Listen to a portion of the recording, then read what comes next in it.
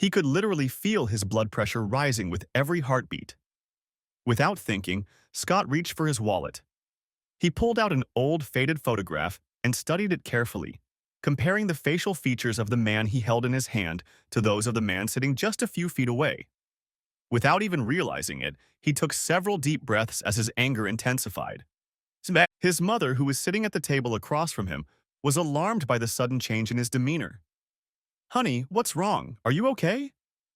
1 minute before, they had been happily celebrating his 18th birthday over lunch at a nice restaurant, and the next minute, he looked like he was ready to destroy someone.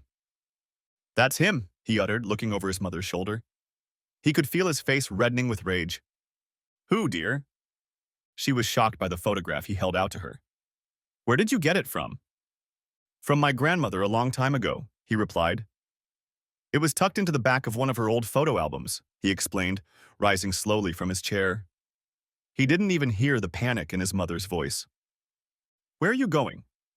"Scott, sit down," she told him firmly, but he didn't listen. He started to move toward the man sitting behind her. "Scott!" she almost shouted. She tried to grab his arm, but he was already out of reach. At the other table sat a well-dressed man in his late 40s. He heard some commotion at a neighboring table, but paid no attention to it until he sensed someone approaching. He raised his head and looked at the angry young man. "You coward! You lousy, worthless piece of slime!" The man furrowed his eyebrows, partly out of curiosity, partly out of anger. "Boy, I don't know you and you don't know me. I'm sure you've got me mixed up with someone else." "Hell no. You're a lousy son of a bitch. You're the asshole who abandoned Mom when she was pregnant and left us with nothing." Derek Haynes shook his head puzzled. "Boy, I'm telling you, you're wrong. I've never hit a woman in my life, and I've certainly never—" At that moment, Scott's mother stood up and turned to face them both. Derek saw her out of the corner of his eye and turned to get a better look just as she grabbed her son's hand. "Come on, Scott, we have to go," she said, anxiously pulling her son toward the door. He hadn't seen her in almost 18 years. She had put on a few pounds, but he recognized her immediately.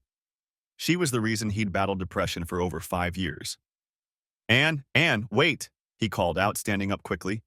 "Please pay the bill before you leave." The waiter and the restaurant manager were suddenly beside him. "I'll be right back," he said. "No, sir, please pay now." The lady also left without paying, so if you would be so kind. "You want me to pay for her too?" Now he was furious. "Very well," he shouted. "Here," he said, taking 4 20s out of his wallet and throwing them on the table. "This will be more than enough to pay for the pork slop you call food." With those words, he squeezed past them and ran out the door. Glancing across the parking lot, he saw a late compact pulling into the driveway. He ran, trying to make out the license plate number, but he was too late. He thought about trying to catch up with them, but he couldn't even get a good look at the car. And unless he knew which direction they'd turned the corner, the chances of finding them were 1 in a million. Derek was literally shaking with anger as he walked to his car. He had to sit for a few minutes until he felt confident enough to drive. And that Scott hadn't uttered a word since his mother had shoved him into the car and sped off as if it were an Indy 500 race. They drove a few blocks before his rage subsided enough that he felt the urge to speak. "Why did you grab me like that? I'm not done telling him what I think of him." "I told you, Scott, he's a cruel man. I had no idea what he was going to do, and I didn't want you to get hurt." "Huh," he hummed. "And he didn't seem so tough to me. Too bad he didn't start anything." "Oh well, it's over. Let's leave it at that. I hope we never see him again." His mother sighed, praying she was right. Derek was still upset when he returned to work. At the same time, Amy, his secretary, was returning with him.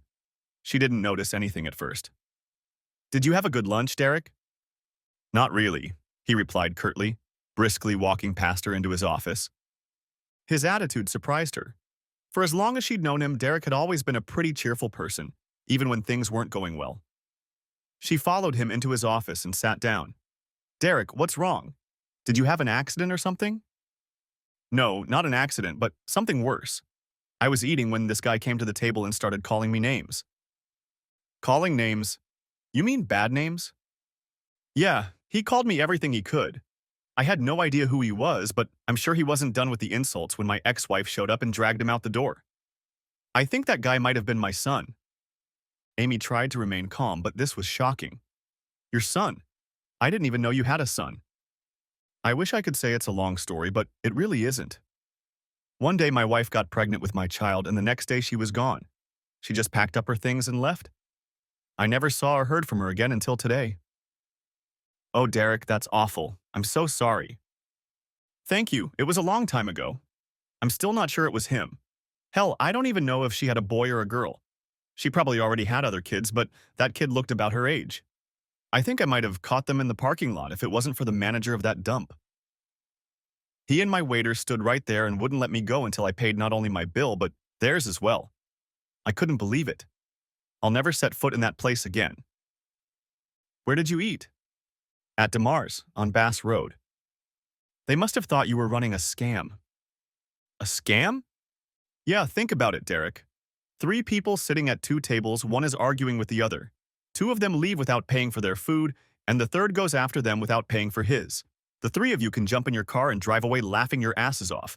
People do that kind of thing in restaurants all the time. I never thought about it, but it still pisses me off. Hell, now what? I don't think you know anything about tracking people down, do you? No, sorry, Derek, try searching the internet. I'm sure you'll find something that will help. Yeah, that's a good idea. Okay, have you proposed to Kenny yet? Almost, she replied. I should have it done within the hour. Okay, don't worry about me and my problems. I need the proposal done by 3 at the latest. Let me know when it's ready. I will, Amy replied as she left his office. 45 minutes later, when she returned with the proposal, Derek was so absorbed in his computer screen that he didn't hear her enter. She surprised him when she placed the letter on his desk. I'm sorry, Derek, I didn't mean to scare you. It's okay, I was just following your suggestion. So far, I haven't found anything to help. It says everywhere to look for tax records, social security numbers, and the like. So I tried looking for her married and maiden name, but I haven't found anything. I tried to get the license plate number when they left, but they were too far away. How old is the guy who called you names? Well, if it's my son, I'm pretty sure he's 18. Okay, let's assume it's your son. He probably graduated from high school last year or this year, right? She didn't wait for his answer. What if you have a list of all the high schools in, I don't know, within a 10 or 15-mile radius and look through their yearbooks? You might be able to find one of them. Derek thought for a moment. That's very unlikely, Amy. I don't even know if they live in this neighborhood. I guess it couldn't hurt, though. I think the libraries have yearbooks of the neighborhood schools. I could try to do that, he said with a glimmer of hope. Scott tried desperately to calm down. The last thing he wanted to do was ruin the date he had scheduled for this evening. For the past 2 weeks, his girlfriend, Sandy, had been promising him a special birthday present. They had met a long time ago and had hit it off almost immediately. Of course, Scott, being a young red-haired man, had pursued her on the first date, but she had rejected his attempts time after time. But on one of her birthdays, he finally got his way. That night, Derek couldn't get the young man out of his mind. The thought that it could have been his son brought back horrible memories of the night his wife had disappeared. Things had not been smooth in his marriage, and a few days before she left, he had suspected her of infidelity. And while her leaving seemed to confirm his fears, he still wasn't sure. He thought about his secretary's suggestion about yearbooks. God, he thought, what are the odds? He had no idea if his ex lived in town or was just visiting someone. Now, her parents had moved out of town shortly before she disappeared. For a long time, he'd thought they were harboring her. At one point, his suspicions were so strong that he took a vacation and went to their home in Orlando, where he spent a few days. When his wife never showed up, he gave up and returned home. The next day was Saturday. The library was open all day and the main branch was open 4 hours on Sunday. Finding nothing better to do, he decided to take Amy's advice. The next day, he was standing outside when the doors opened at 9 in the morning. He found 2 shelves of local high school yearbooks, some dating back 19 to 30 years. Of course, he was only interested in the last 2 years, which narrowed his search considerably. He sat down at his desk and began leafing through the biennials of 5 nearby high schools. It was almost noon when he closed the back cover of the last book to no avail. He walked up to the clerk's counter. "Excuse me," he addressed the young man. "I'm doing a little research on high schools in the Chicago area. Do you know how many schools have yearbooks in the main branch?" "Oh, wow, no, I don't know. Were you looking for any particular schools?" "Not really. Sir, I know there are over 150 high schools in Chicago alone. Add the suburbs to that and you get 1,000 schools, maybe more. Oh, hell, he replied, getting frustrated. You're right. It would take forever. What you can do is go online. All the schools are putting their yearbooks online now. But even that seemed insurmountable to him. Okay, I appreciate the help, thanks. You bet. There has to be a better way, Derek muttered as he headed to his car. On the way home, he started thinking about the restaurant. If she dined there, she probably worked there or was a regular. He realized that was another unlikely theory, but sometimes in life, as in business, you just have to throw everything at the wall and see what sticks. By the time he'd got to his apartment, Derek had a plan ready. He hated going downtown on Sunday, but the main branch of the library was the only place that still had newspaper archives on microfiche, and he needed all the help he could get if he was going to pull off his bluff. That Monday, he told Amy that he might be a little late coming back from lunch.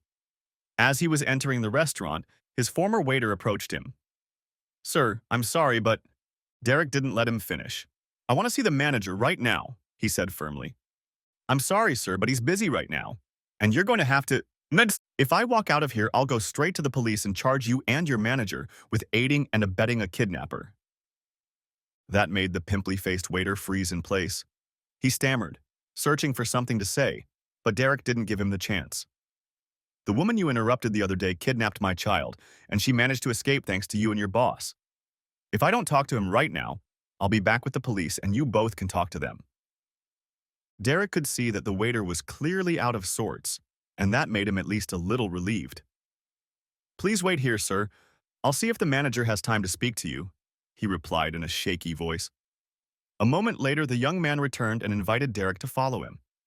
Derek walked boldly into the manager's office and sat down as if he were the boss. On the desk in front of him hung a nameplate with Stanley Murphy's name on it. He didn't know how much the waiter had told him, but Mr. Murphy showed no fear, only anger. So what's the matter? He asked. This, Derek replied, pulling copies of 2 newspaper articles out of his pocket and placing them on the manager's desk. There was complete silence in the room for a few minutes as the manager read the articles. It says here that you were an interested party in their disappearance. Yes, because the husband is always the first suspect in a situation like this, but as you can see sitting here in front of you, there was no evidence of any wrongdoing on my part and I was completely exonerated. Unfortunately, by the time the police officers rose from their seats to investigate, Anne had already escaped. I hadn't seen or heard from her in almost 18 years until the day we met in that restaurant. Did you notice that there was a warrant out on her for kidnapping? As you may or may not know, there is no statute of limitations for kidnapping. I could have caught her myself that day if you and your waiter hadn't intervened. And how were we supposed to know about this situation? I don't know. Maybe she's your girlfriend and you knew about everything. Maybe you helped her escape on purpose. That's ridiculous. I'm married with 2 kids. This isn't the first time a married man has had a mistress on the side, Derek objected. Like me, whether you've done something wrong or not, there's suspicion. I think at the very least, the cops should be informed that you prevented me from pursuing my child's kidnapper. I'm sure they'll have questions. This story might even make it into the papers. Some of those investigative reporters are pretty damn good.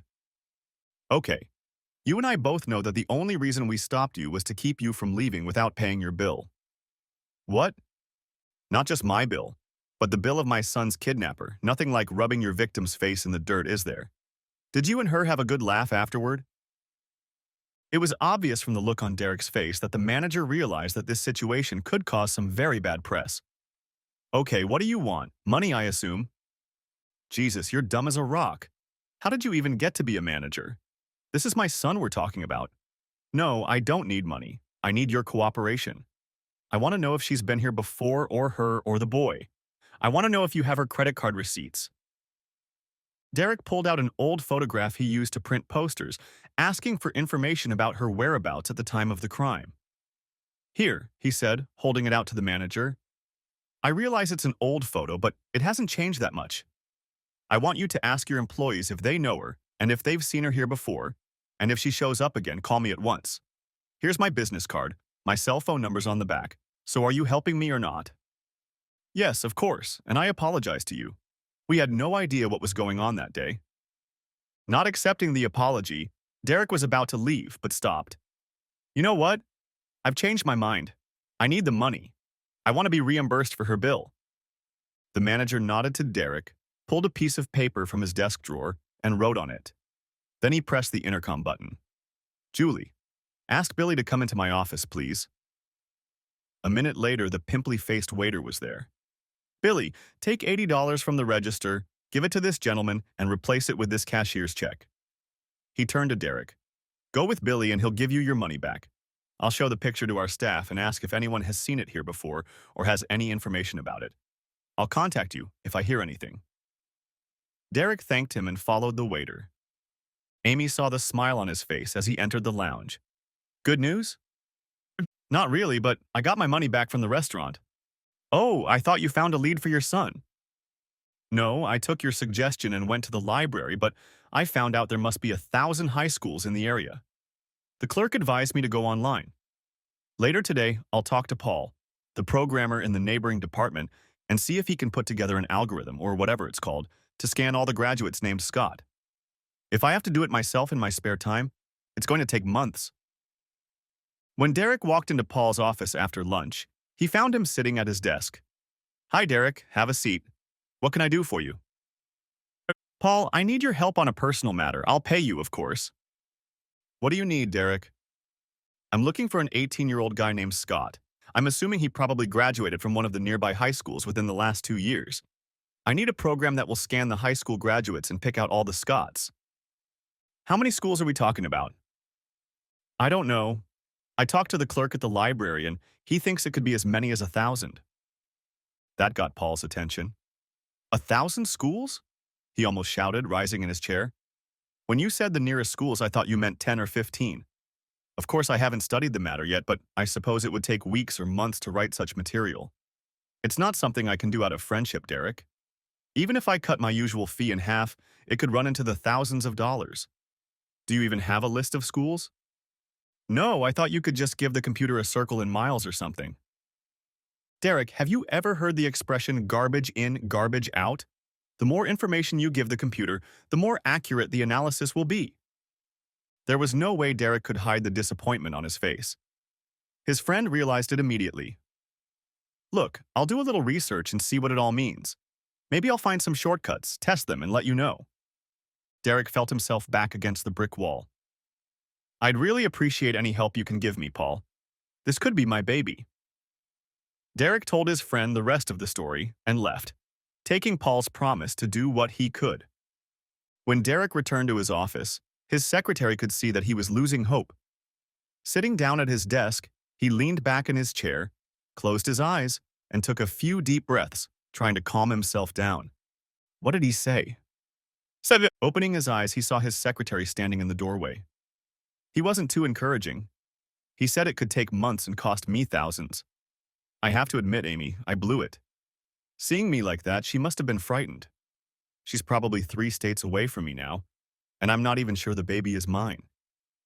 Derek, if the baby isn't yours, why would he call you all those names? I think it's obvious that his mother lied to him and turned him against you, probably so he wouldn't get interested and start looking for you. That's a good point, but even so, I'm still at a loss, Amy. Even if I hired a private investigator, I don't have any information to get him started. If this child is my son, she changed his name. She may have changed her own. She may be known as Gertrude Schwarzenegger for all I know. Amy tried to think of something positive, but couldn't. I'm really sorry, Derek. I know this must be very hard for you. Well, he replied, I actually gave up trying to find her a long time ago. I'll admit that seeing her again gave me hope, but it's back to the way things were. Paul said he would look into the matter. Who knows, maybe he'll pull a rabbit out of the hat. It had been 3 weeks since the incident at the restaurant, but although his mother refused to talk about it, Scott couldn't forget it. It was such a coincidence. They never would have traveled so far from home if it hadn't been for his birthday. He needed a car, but his mother could barely afford her own, let alone buy one for him. However, a friend had a 10-year-old Chevy for sale. Not only had the owner offered him a good price, but she'd let him pay it off in monthly installments. Although neither his mother nor Scott had the money for a down payment yet, it was his birthday, and she wanted him to at least see the car and try it out. On the way back out of the blue, a restaurant was chosen. They were hungry and Mom decided it was a good place to eat.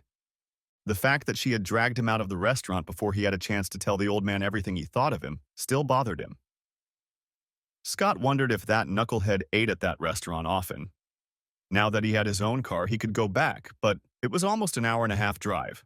Was it worth the risk? On Monday of the following week, Derek was sitting at his desk when he heard his cell phone ring from the pocket of the sports jacket hanging on the back of his chair. Hello. Mr. Haynes, this is Stanley Murphy, the manager of the DeMar restaurant. Yes, I know who you are. What's up?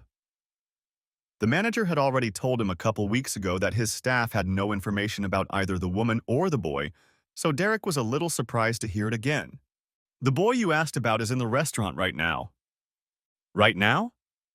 Yes, he came in earlier, looked around, asked a few questions, and left. He came back a few minutes ago and ordered lunch. Billy spotted him. He's sure it's the same guy. Billy heard him ask for a table across from the door and says he lifts his head every time he hears it open. Don't let him get away, Derek said, jumped up and rushed to his office door. Mr. Haynes, I don't want a spectacle in my restaurant. Please don't meet him here. Derek paused for a moment. It was a reasonable request. Okay, you know Topol Park. It's right around the corner from you. Yes, of course. Savet, tell him I'll be sitting on a bench near the tennis courts in 10 minutes. Okay, I'll tell him myself. Oh, and do one more thing for me. Amy, he said as he walked out, I'm going to be out of the office for a while. I don't know exactly how long. I may be meeting with my son. I don't have time right now, but I'll let you know what's going on when I get back. Okay, Derek, good luck, she shouted back at him. Derek sat down on the wooden bench and waited, unable to believe how nervous he was. He looked down at his trembling hands. Calm down, he said to himself. Just as he took a couple deep breaths to calm his nerves, he saw the figure of a young man walking towards him. He stood up and took another deep breath. You're really here, the young man began. I didn't think you had the courage. I could have said the same about you, after you called me different names and then ran away before I could answer you. I didn't run away. My mother pulled me away before I hurt you, he replied hoarsely. Yes, your mother, my ex-wife who kidnapped my child almost 18 years ago and whom I have never seen since. She didn't kidnap me. She ran away to save her life. She's afraid of you and I'm not. Derek realized they were getting nowhere. Okay, let's take it down a notch, okay? Let's sit down. I know you probably have tons of questions, and so do I. They both looked at each other warily as they sat down. First of all, James. My name isn't James, it's Scott. You should know that. Yes, I heard your mother call you Scott in the restaurant. It confused me a little. I think she changed your name to make her harder to find. When we first found out she was pregnant, she wanted to name you James after her grandfather if you were a boy. I agreed, and you would have been named James Haynes. Haynes, Mom said your last name was Phillips. Now it was Scott who was confused. He reached into his wallet and pulled out an old picture he'd stolen from his mom when she wasn't looking. Is that you? He asked. Derek took the picture and looked at it. Oh, wow, yeah, that's me. Your grandpa took this at the party they threw for us after I asked your mom to marry me. He looked at Scott. It was sort of a welcome to the family thing. I'm surprised your mom let you keep him. She didn't know I had it. Derek reached into his pocket and pulled out his wallet. He pulled out an ID card and held it out to Scott. What's this? My driver's license. I want you to make sure I'm not lying to you about my name. Scott looked at the ID and held it back out. Okay, your name is Haynes, and what does that prove? Your mother has obviously told you a lot of untruths. At the restaurant, you accused me of beating people up. I've never raised a hand to any woman, including your mother. Oh yeah, and I'm supposed to just take your word for it? I saw how scared she was of you in the restaurant that day. She was acting inadequate. Maybe she was scared because there's still a warrant out for her arrest. Arrest? For what? For kidnapping. I came home from work one day and she was gone. After a while, I started to worry. I had no idea what had happened to her. I went to the police to file a missing persons report, but one of the policemen said that if I really wanted to find her, I should charge her with kidnapping. I didn't know what else to do. A thought suddenly occurred to Derek. Scott, Could you wait here for a minute? I have something in my car that I want to show you. It's over there, he said, pointing to a parking lot 50 yards away. It'll only take a minute. Yeah, come on. Derek half walked, half trotted to his car. He reached into the glove compartment and pulled out what he was looking for. After I saw you at the restaurant that day, I went back there to ask the manager for help finding you. I copied these articles from the newspaper as proof of what I was going to tell him. The first article is almost 18 years old, he said, holding them out to Scott, and they wrote the second one a year later. Scott started to read, but didn't get far before he looked up at him. Derek realized he'd gotten to the part that said he was a person of interest in his wife's disappearance. In situations like this, the cops always suspect the husband of foul play, but you are living proof of my innocence. Scott finished reading the first article. I don't believe you when you say you never touched my mom. What other reason could she have had for leaving like that? I think she had a boyfriend, Derek replied. All the signs were there. I was going to meet up with her, but she left before I could. After reading the article to the end, Scott dropped his hand to his lap. He could barely hold back the tears. It was clear from the article that his mother had lied to him all his life. He ran his hand over his nose and, snorting, began to read the second article. It was even worse. The next article talked about the torment and trauma his father had gone through. It was hard for him to look his father in the eye. Can I leave this behind?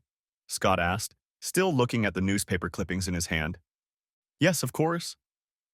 You're telling me you never hit Mom, put her in the hospital, threw her down the stairs? Derek looked a little surprised. Stairs? What stairs?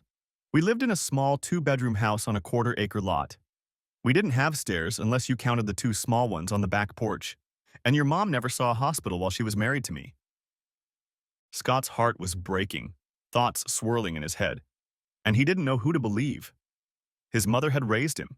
She had told him horrible things about the man sitting next to him, things that fostered hatred and revolution. Was it really all a lie? He straightened his back and looked Derek in the eye. Okay, you've made your argument, but I'm not going to just call you Dad, he said, still with a hint of anger. I understand. Can we at least exchange phone numbers? After all this, I don't want to lose touch again. I'm not going to give you mine. At least not yet, but you can give me yours. Scott thought for a moment.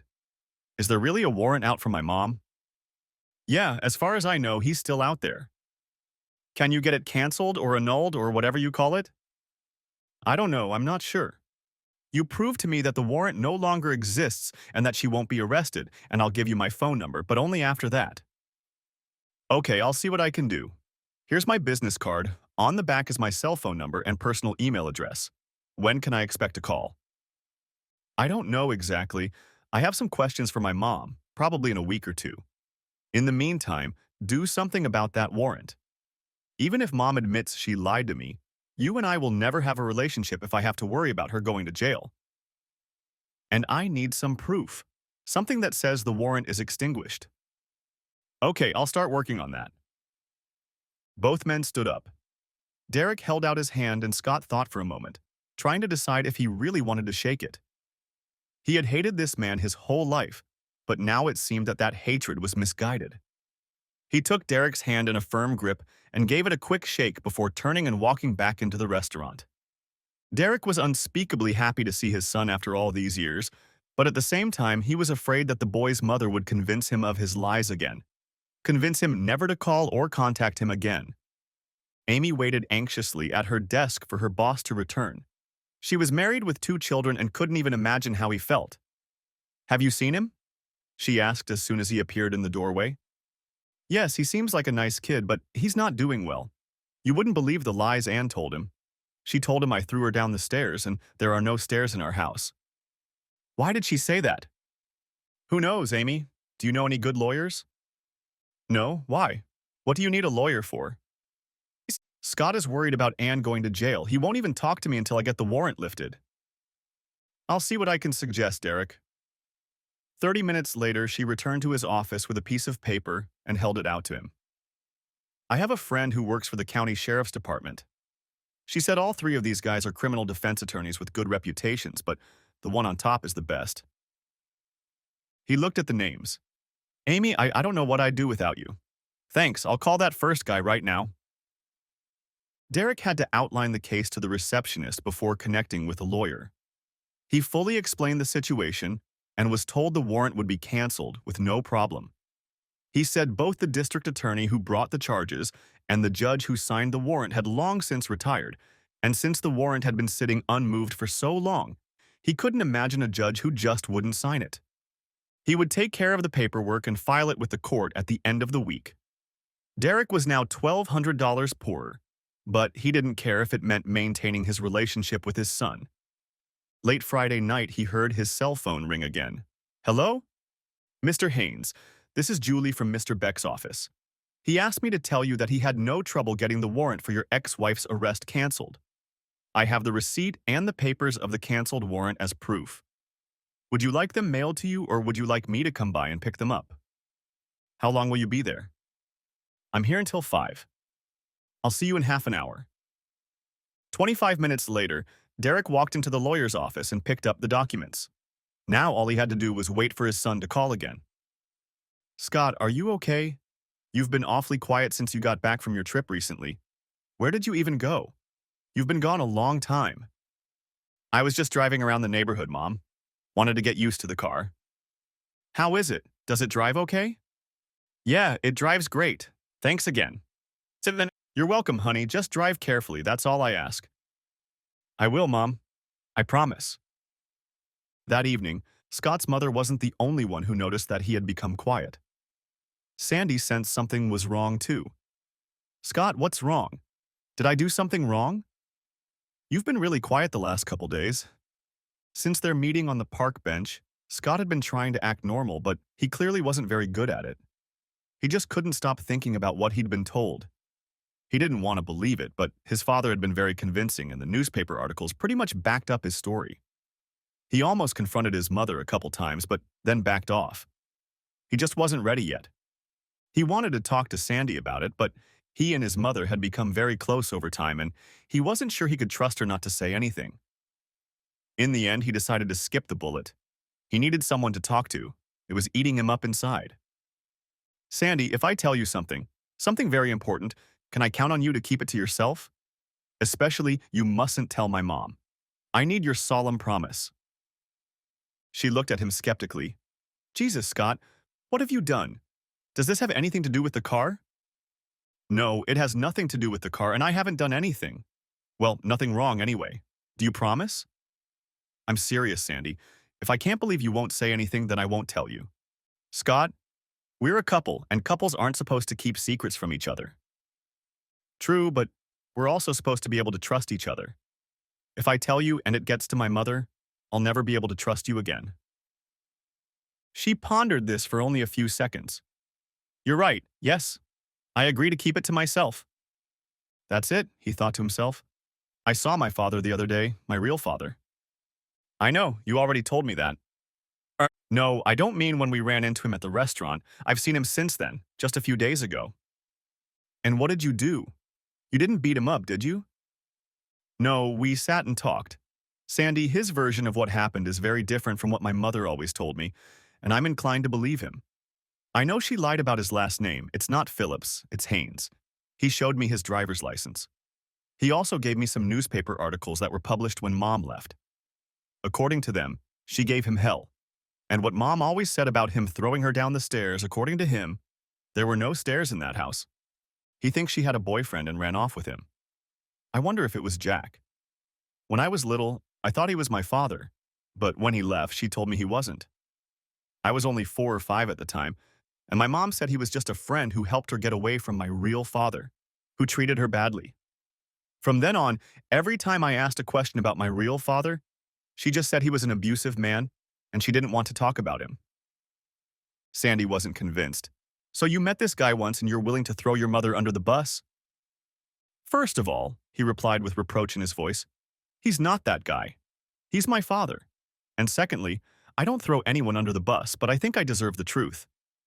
She couldn't argue with that, but she had a good relationship with Anne and she didn't want to see it ruined.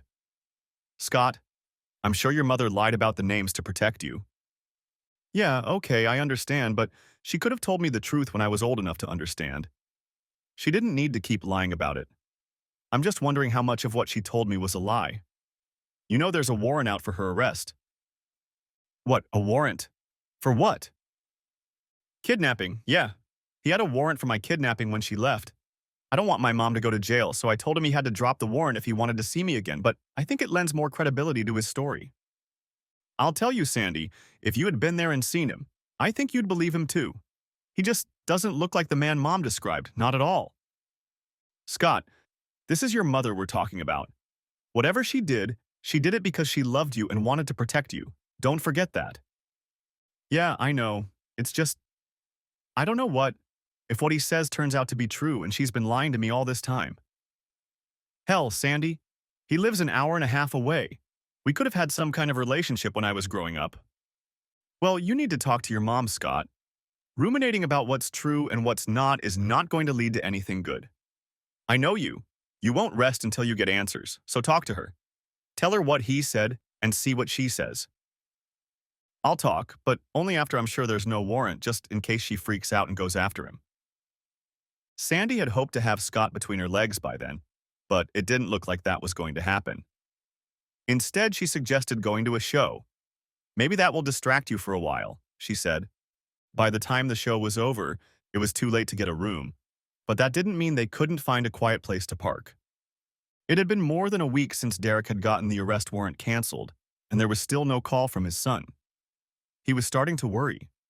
What if his mother discouraged him from talking further? What then? How would he find them? Amy tapped on the wall next to the open door to his office and peeked inside. Derek, did you happen to give your son our work email address? He hesitated. Yes, I gave him my business card. Why? Go to your email. I think there's a message from him there. Derek's eyes widened with anticipation. He hurriedly went into the mail and scanned the list until he found an unfamiliar email and opened it. Did you receive the canceled warrant? Yes, I did. I have the proofs. Show them to me. Send them to me. Derek reached into the top drawer and pulled out a legal document. Amy, scan this for him, please. She smiled broadly and took the documents from him. Sure thing, Derek. Would you mind if I wrote a note telling him what a great guy you are? I'm not sure how he'd take it, Amy. I appreciate the thought, but for now, just scan the paperwork for him. Done, she shouted from the outer office.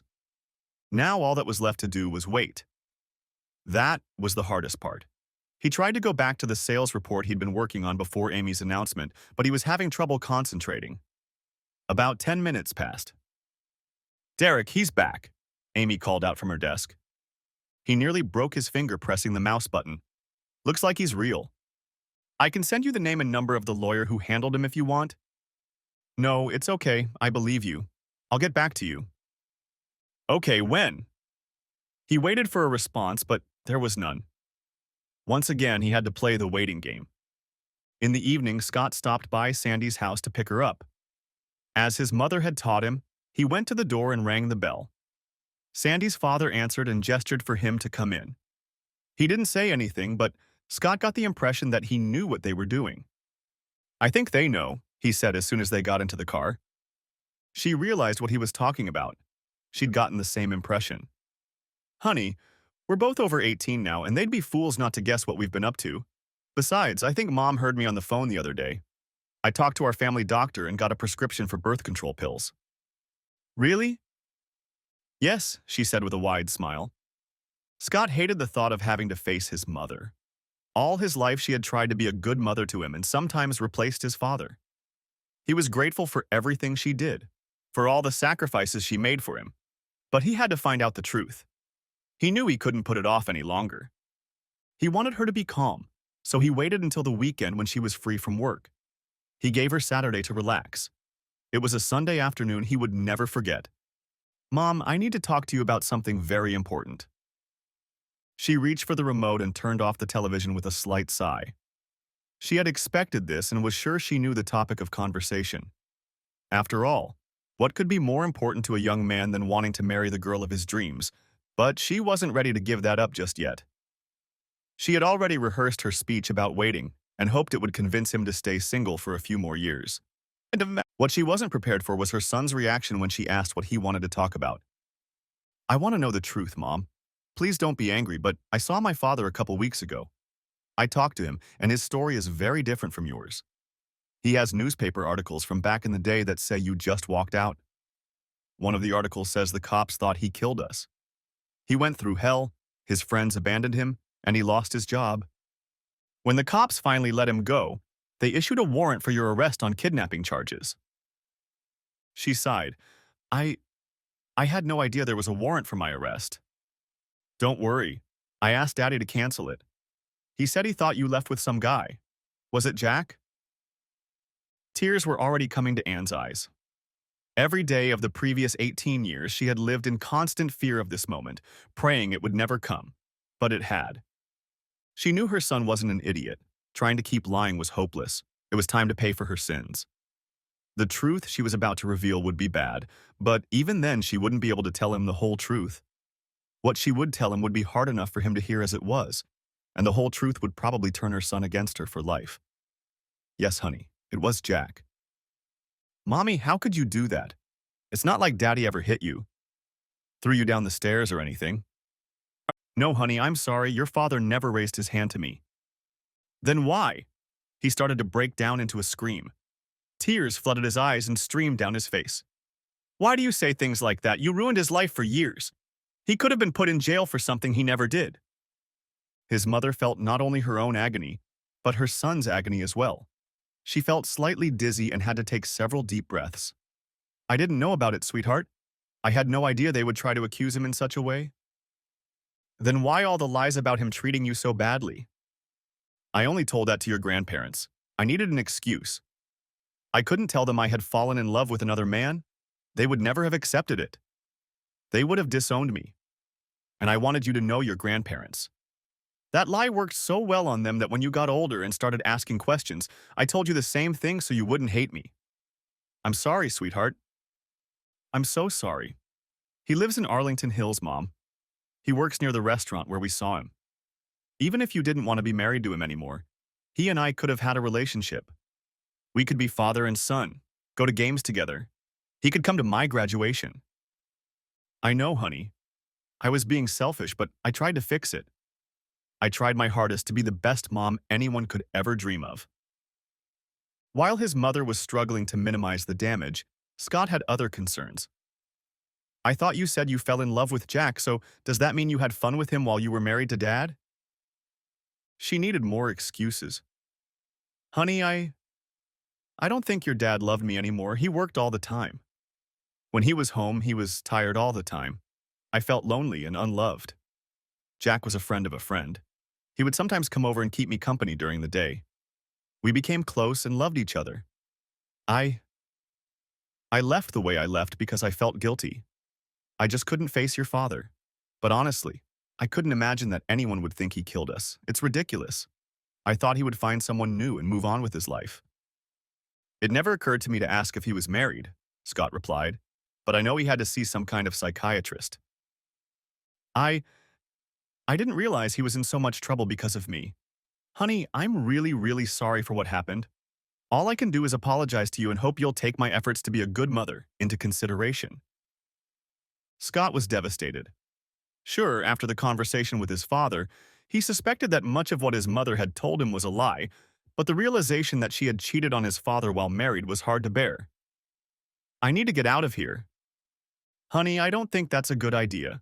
You're upset. You shouldn't be driving like this. I'll be fine, he stated.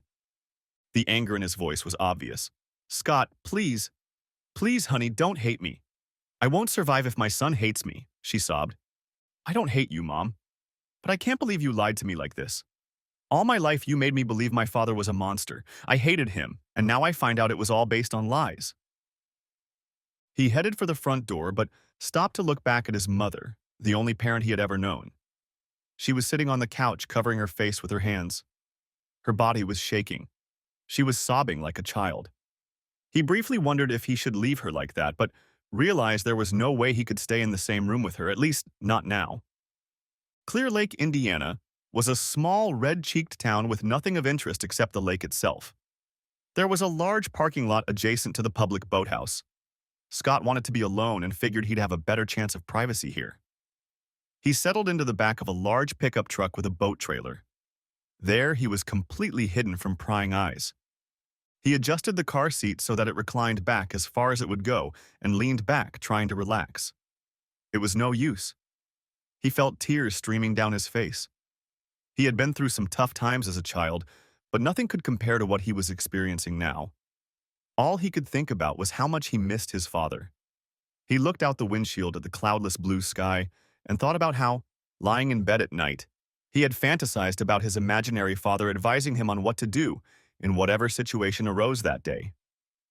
Leaving the apartment, Scott wanted to be alone, but the more he thought, the more he wanted to spill everything out. He reached for his cell phone. "Hey, Sandy. Hi, honey, you seem kinda down. Have you talked to your mom?" "Yeah, she pretty much confessed everything. She's been lying to me all her life. Daddy never hit her. She said he never raised a hand to her, but that's not the worst of it. She was having fun with Jack behind his back." "Oh, honey, I'm so sorry. Where are you?" "I'm at the lake, not far from the apartment. Do you need company?" "I don't think I'd be much fun to be with right now." "I don't care about that, Scott. Why don't you come and get me? If you want to talk, I'll be there to listen.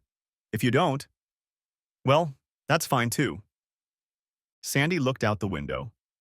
As soon as she saw his car, she yelled to her family that she was leaving for a while. As miserable as Scott felt, the sight of her alone at least lifted his spirits a little.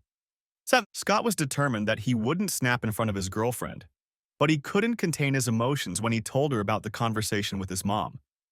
She knew there was nothing she could do but listen. It broke her heart that he was suffering so much. "I keep thinking about how I wish I had a father," he told her. "I keep wondering if he'd be proud of me." And, "Honey, I'm sure he's already proud of you since you're his son." "That doesn't mean anything. He doesn't know me. He doesn't know anything about me. Hell, after he told me his story and I read those newspaper articles, I know him a lot better than he knows me." "Well, that can be fixed, honey. You have his number. Call him, spend some time with him, get to know him better, and let him get to know you. I know your mom isn't your favorite person right now, but she taught you to be a good person. She's proud of you. I'm proud of you too. I have no doubt he'd be proud of you too, honey. Call him. Make another appointment." "I will, whether my mom likes it or not." "I think she already knows it's inevitable, honey. Don't worry about her now. She won't try to stop you." "Do you want to meet him?" Scott asked. "Oh, of course I want to meet him. Maybe I should call him now. Maybe we could have dinner next Sunday. What do you say?" "You should call him first before you make plans. We don't know what he does on Sundays, but if he's okay with it, I think it's a great idea." Scott was so nervous that his hands were shaking as he dialed the number on the back of his father's business card. When Derek answered, Scott almost froze and could barely speak. "Huh, it's me, Scott." He felt Sandy's hand gently stroke his arm in a comforting gesture. "Scott, God, I'm so glad you called. How are you doing?" The joy and happiness in his father's voice could not be mistaken. It calmed him down a bit. "I'm fine, I guess. He began incoherently. "I talked to my mom and she confessed everything to me. She said you were working all the time and she was lonely. She fell in love with Jack. He was my stepfather for a while. She said she felt so guilty that she couldn't look you in the eye, so they just left. She said she was afraid her parents would disown her, so she made up a lie about you beating her." "Scott, that's all ancient history. What about you and me? I hope we can get to know each other better." "Actually, that's why I'm calling. I wanted to see if you had plans for next Sunday. I thought maybe we could have lunch or dinner together. Sandy, my girl would like to meet you too." "I have a better idea. My house isn't very big, but it has a beautiful backyard equipped with a new grill. How about you and Sandy come out here? Are either of you vegetarians or follow any special diets?" "No, nothing like that," Scott replied. "Okay, what do you like?" Scott looked at Sandy and quietly asked if she wanted anything. She replied that anything was fine with her. "Ah, we're not picky. Anything you suggest will work for us. We have a great butcher on the next street over. Would T-bone steaks from T-bone work for you?" Scott looked at Sandy. "Bones?" Her eyes widened and she nodded her head with a smile. "If it's not too difficult," Scott replied, "that would be great. It's not complicated at all. I'll email you my address with directions on how to get here." "Where are you traveling from?" "I live in Indiana." "Good, you obviously know your way to this neighborhood. I'll send you directions to my house when you get off the expressway. I expect to have lunch around 1 o'clock this afternoon, but you're welcome to stop by any time." They said goodbye and disconnected. Sandy was close enough to catch part of Derek's conversation. "He seems really nice, honey." "Yeah, I know. The more I think about him, the angrier I get at Mom for keeping us apart all these years." "Darling, please don't be too hard on her. What she did was horrible, I agree. But I'm sure she had her reasons. As long as I've known her, you've always come first for her. I'm sure she thought she was doing the right thing." "Sandy, I know you're on her side." She immediately stepped in to correct him. "I'm not on her side, Scott. I'm on your side. I just don't want to see you reject one parent for another. All this time you've only lived with your mom. Wouldn't it be nice to have her and your dad in your life for a change?" He didn't even have to think about it. "Yeah, sure, that would be great. Okay, I'll try to be nicer to her, but I highly doubt we'll ever have a relationship like we used to."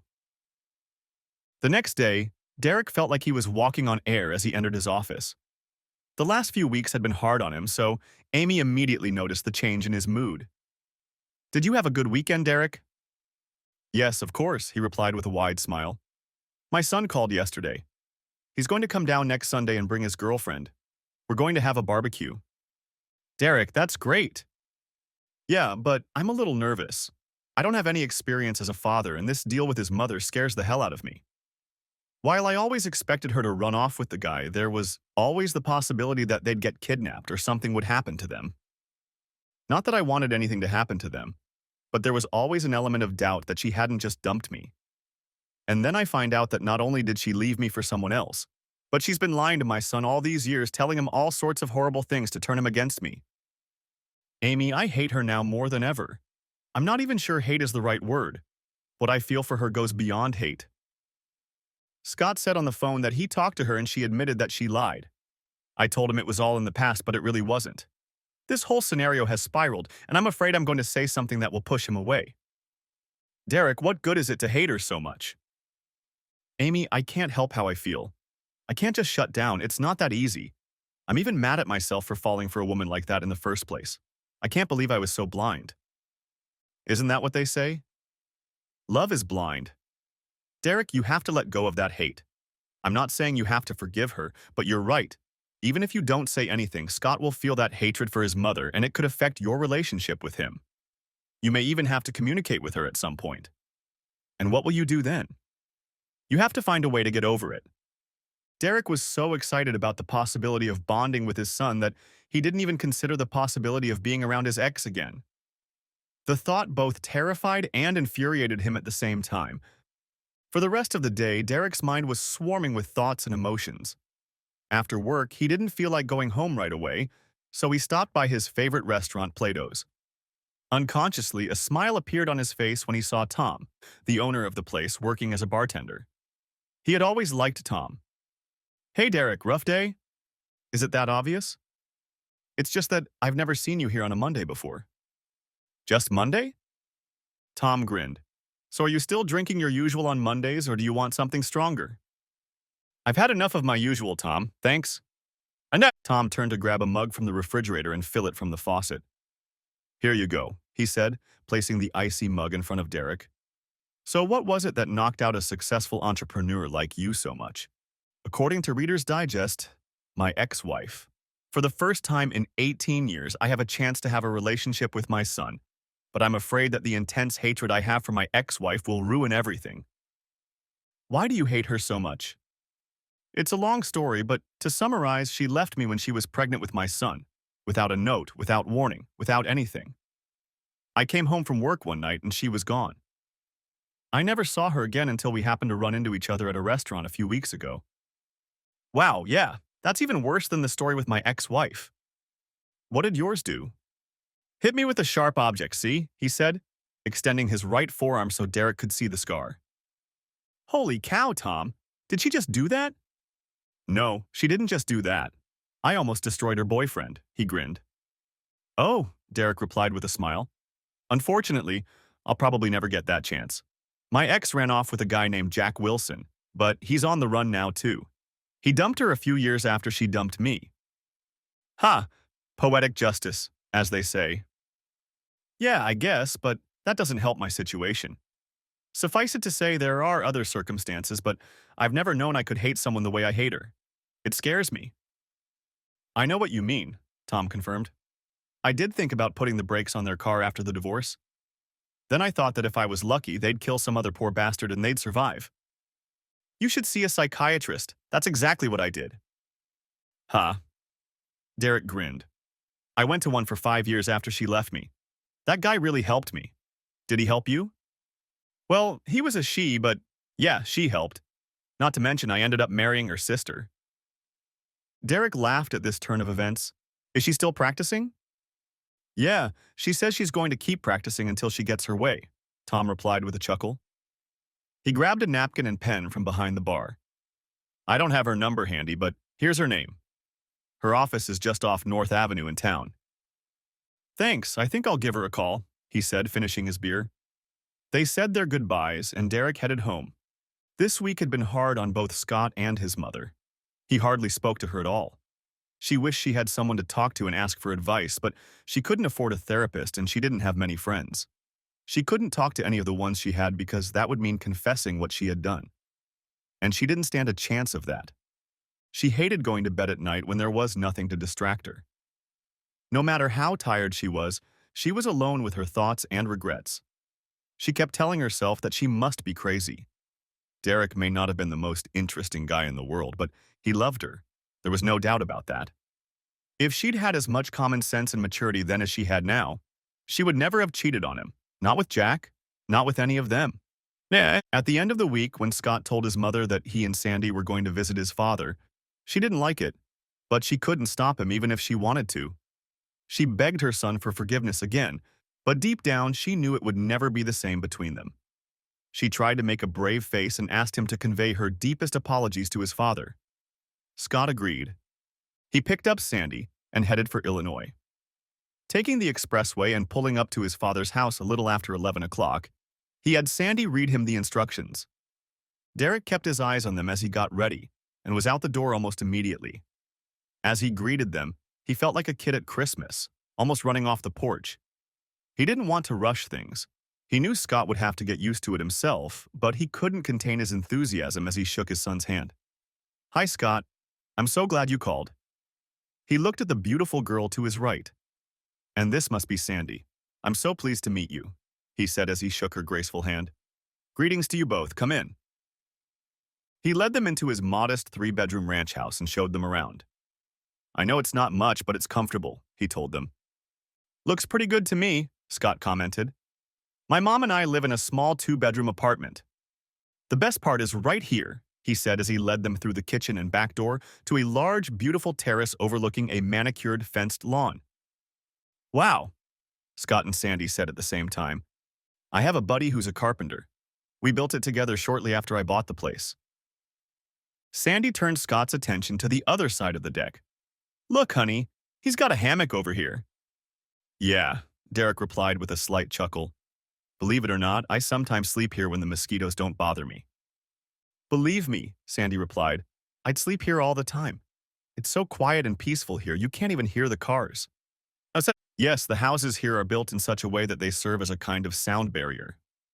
That's the main reason I bought this place. Derek offered them a chair and ran down the list of things he needed to drink. They both stopped him when he got to the iced tea. Leaning back in his chairs and relaxing, Scott began to absorb it all. Man, this is really good. Yeah, Sandy agreed. I'd get used to it pretty quick. Well, you know you're welcome anytime. Trying to fill the silence, he unwittingly broke his father's good mood. Mom said to tell you she's sorry for what she did. The mere mention of the woman who had caused him such pain was like nails on a chalkboard to Derek, but he managed to contain his anger. Tell her thanks, he said, hiding his feelings perfectly. But why don't we just focus on ourselves? Are you working? Yeah. Sandy cut in. It's more like slavery. I work for a roofing company, Scott continued. Boy, that must be unbearable on hot days. I hope they pay well. Not really. I make a couple bucks more than minimum wage. That's it? Yeah, I'm just an intern. Most of the time I just haul shingles and materials for the guys on the roof. Wow. I guess you could say you're not afraid of hard work, Derek said admiringly. Sandy, what about you? I work as a cashier at Target. She makes almost as much as I do, Scott said. And you? I'm an independent representative for Leica. They make an incredible number of products from radar and mapping devices to the world's best cameras. They're world-renowned for the quality of their optical lenses. That's what I do. I mostly sell cameras, microscopes, and binoculars. There probably aren't that many people who buy microscopes. I don't sell anything to people, Scott. I sell to companies and large corporations. I sell microscopes to hospitals, universities, science labs, and so on. They range in price from $65,000 to a few thousand. $65,000 for a microscope? Marveled Scott. That's as much as mine costs. There are others that cost a lot more. Titan makes one that costs over $6 million. Most of the microscopes I sell cost between $4,000 and $6,000 apiece, but I rarely sell just one or two. A college or hospital usually buys 50 to a few hundred pieces. Enough about work. Aren't you guys hungry? I've got salad in the fridge and some potatoes in that little burn pit. Have you ever tried potatoes smoked and roasted in a pit of burning leaves and chips? Scott and Sandy looked at each other, then at him, and shook their heads. Oh, you're in for a real treat, he told them. He was right. Neither Scott nor Sandy had ever tasted a more delicious meal. After filling their stomachs, Derek made another pitcher of iced tea and filled their glasses. As they sat and talked, Scott couldn't believe how comfortable he felt in his father's presence. He hated to think about leaving, but the time was drawing near. Sandy didn't want to leave either, but Scott was driving, and unless she wanted to hitchhike home, she had to go with him. They had barely made the turn into traffic when Sandy almost shrieked with delight. Scott, your dad is fantastic, emphasizing the adjective. Yes, he is, isn't he? I can't believe Mom left him for Jack. I don't remember much about him, but I do remember that they used to yell at each other a lot. I wish we could have stayed longer. I have to be at work by 7 tomorrow morning, Sandy. I know, but that's early. I also have $60 in my pocket. $60? Yep. And a room at the Days Inn on Highway 41 is only $48, $52 with tax, he said with a smile. Sandy suddenly saw the logic in leaving early. She reached up and kissed him on the cheek. You're just terrific, big boy. Say, Scott's mother had been tormenting herself all day with one horrible thought after another. When he walked in, she had a million questions for Scott. Hi. Hi. Are you hungry? There's some chicken in the fridge. After dinner at his dad's, Scott wasn't going to eat until breakfast, but he and Sandy had worked up an appetite, so he threw a couple pieces of chicken on a plate and stuck it in the microwave. So, how'd it go? Scott didn't answer right away. When the timer rang, he picked up his food and sat down at the kitchen table. I can't believe you left him for Jack, he finally said. He's got a beautiful house in Arlington Hills. You should see the deck in the backyard, it's very nice. He has his own business, and I think he makes a lot of money. That wasn't what she wanted to hear. She had hoped her ex would live in an apartment like they did, but she had more questions. Is he married? I don't know. I don't think so. He didn't mention a wife, and he was the only one we saw. I was going to ask a couple times, but then we started talking about something else, and I forgot. He took a bite of chicken, and she reminded him of the dinner he'd had a few hours ago. Mom, have you ever had fried potatoes from the pit? The question brought her back to the time when she and Derek had first gotten married. The memory made her smile. Yeah, he learned that from his mom and dad. Is it good? Delicious.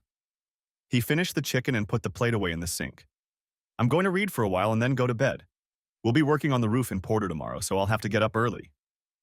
Okay, good night, honey. Good night, he said, and retired to his room. Until a few weeks ago, he would have kissed her on the cheek and confessed his love to her before bed. But he didn't do that anymore. That night, Anne lay awake, worried that she might lose her son. He was her world, and she couldn't imagine life without him. She wondered what would happen if she told Derek the whole truth. But if Scott found out, it could ruin her relationship with him forever. Around 4 in the morning, she finally decided it was too risky. The only alternative she saw was to keep trying to be the best mother she could be and hope for the best. A few weeks later, Scott announced that he and Sandy were going to make another visit. This time, they were going to go early in the morning to make it before the end of the day. He said that Derek wanted to take them downtown. Sandy had never been to any of the museums, so Derek asked her to pick one. When she chose the Field Museum, he decided that they would spend the morning at Navy Pier, have lunch, and then go to the museum. If time allowed, they would walk to Buckingham Fountain. Upon learning of their plans for the day, his mother turned green with envy. She had regretted her choice to marry many times in the past, but never as much as she did now. She forced herself to smile, told Scott to drive carefully, and cried after he left. Even after the wonderful time they'd had last time, Scott was still a little wary of spending the whole day with his father. Sandy, on the other hand, was as excited as a kid in a candy store. She had only been to the big city, as her folks called it, 3 times in her entire life, and those were only quick trips back and forth. Her father didn't know the city very well and was terrified of traffic. This time, pulling up to Derek's house, they parked next to his car. Last time, it was parked in the garage. Both Scott and Sandy were impressed with the new Lincoln Aviator. Derek met them at the door and asked them to come inside for a drink before they left. After stopping by the restroom, they climbed into the Aviator, Derek at the wheel, and Scott along with Sandy in the back seat. Neither of them had ever ridden in such an impressive vehicle before. Sandy spoke first. "It's a really nice car, Mr. Haynes." "Seconded," Scott added. "Thanks.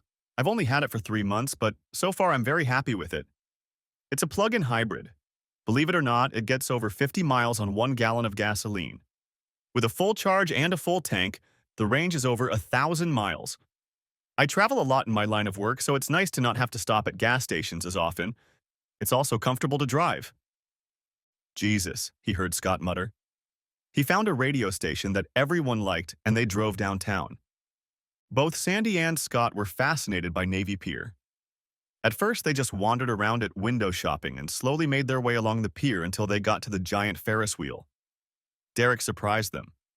"Okay, you two, here are your tickets. I'll wait over there," he said, pointing to an empty bench. "Did you get us tickets?" "Sure did, Sandy. You can't come to Navy Pier and not ride the Ferris wheel."